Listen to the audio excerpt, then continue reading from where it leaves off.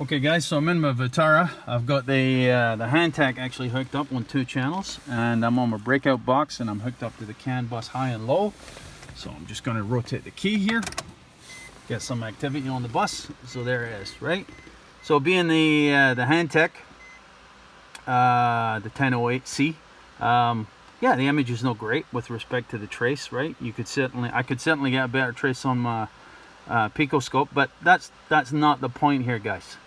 The point is to this video is, can we capture an anomaly on the CAN bus if it is just intermittent in nature, i.e. On the twisted pair you have a short to ground, a short to high, or I'm not sure I can demonstrate a short to each other, but we can certainly try. So all I'm going to do is use my test light to actually jump the bus together, bus to ground, bus to high or low, meaning to battery. I'm just going to short it to battery or short it to ground, the respective pins.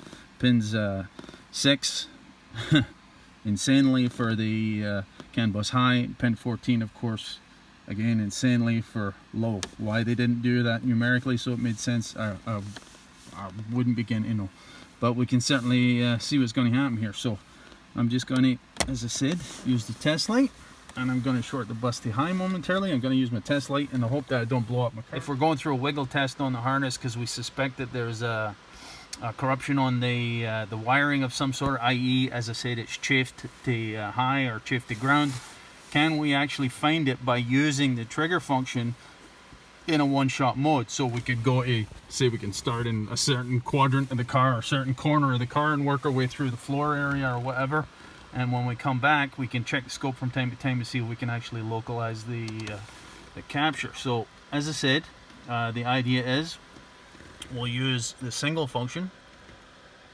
the one-shot function if you will.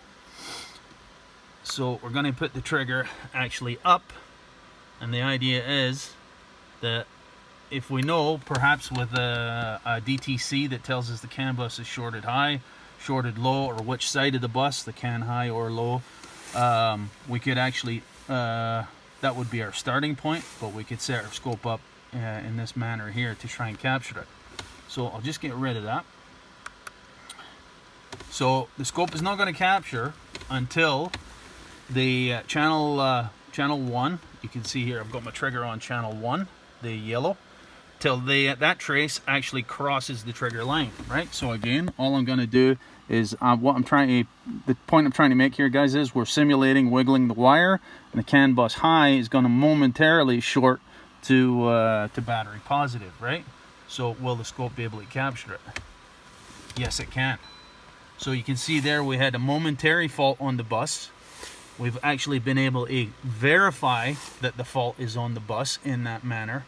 And the idea is, if I was over in this section of the wiring moving the harness, or over in this, I could came back to the scope, and now at least I have some idea of where to actually focus my attention on the car, because an intermittency of some sort might only manifest as the car is going through a particular cornering maneuver, or the suspension is being jostled. That's going to be very, very difficult to simulate.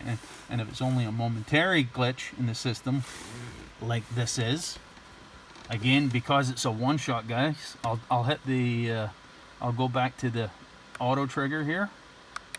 The bus is back to normal, as you can see. So if you don't utilize the one-shot trigger on your scope, you're not going to be able to capture this.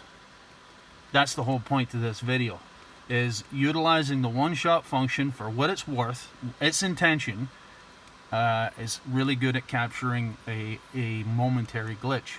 So you could use this if the bus is actually shorting to battery positive in the high or low, or if the bus is actually shorting to ground. We can set the trigger the other way. Let's put the two traces way up.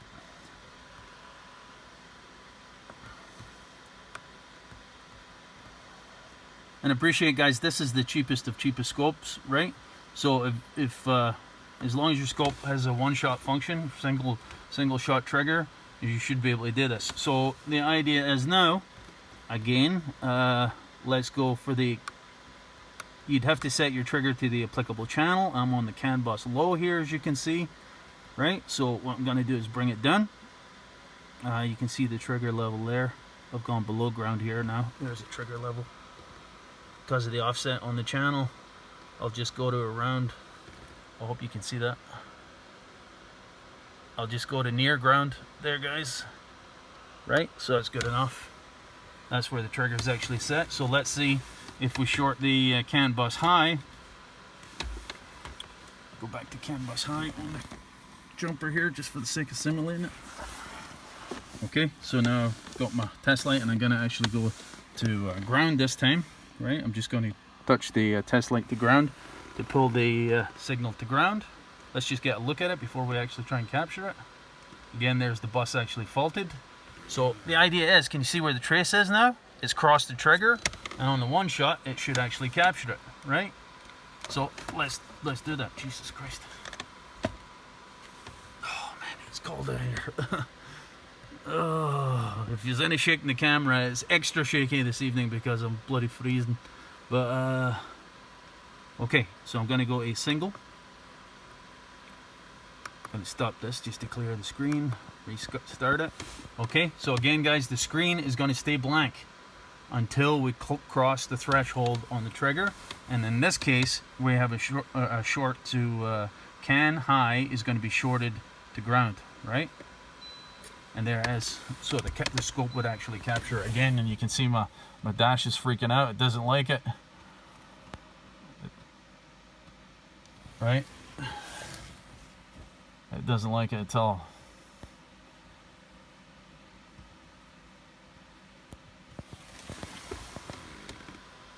Okay, so anyway, that's the point. I hope this video made some sense to you guys. You can use basic tooling if you know how to use the one-shot trigger function to your advantage. It can actually make some sense. I don't like this. I don't want to cause myself any grief here.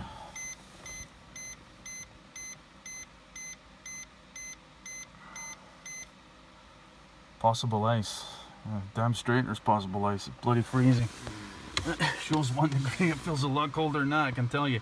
So so that's that, guys, right? You can use the trigger function to your advantage, even on the cheap scopes. We all know that the Handtech 1008C is just about as cheap as you can get, but you can see it still has its place. It's still very useful if you just know how to use the functions. I hope I got my point across there, guys.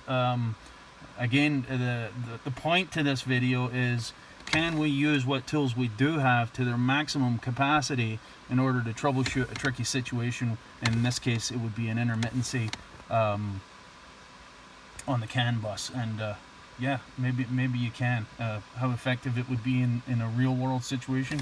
I mean, easy to short the bus here when you know what you're looking for, and the timing is all that you're doing, of course, but in reality it may be a wee bit different. But yeah, there's the failure obviously captured.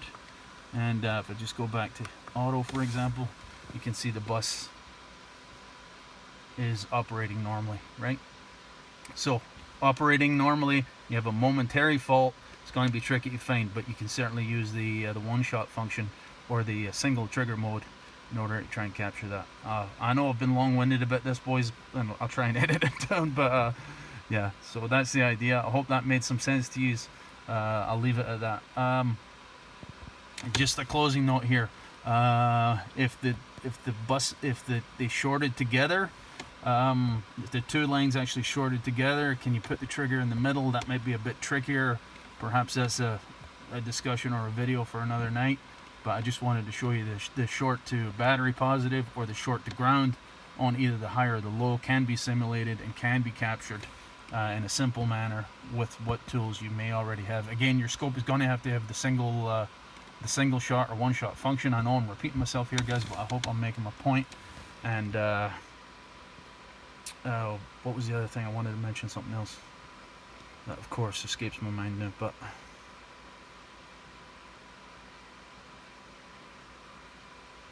yeah, I think it was just the bus actually shorting together that might pose a bit trickier situation that, in all honesty, I'm not really that sure how you would deal with it. But I'll leave this at that, and we'll call it a night. That's it, boys. Cheers.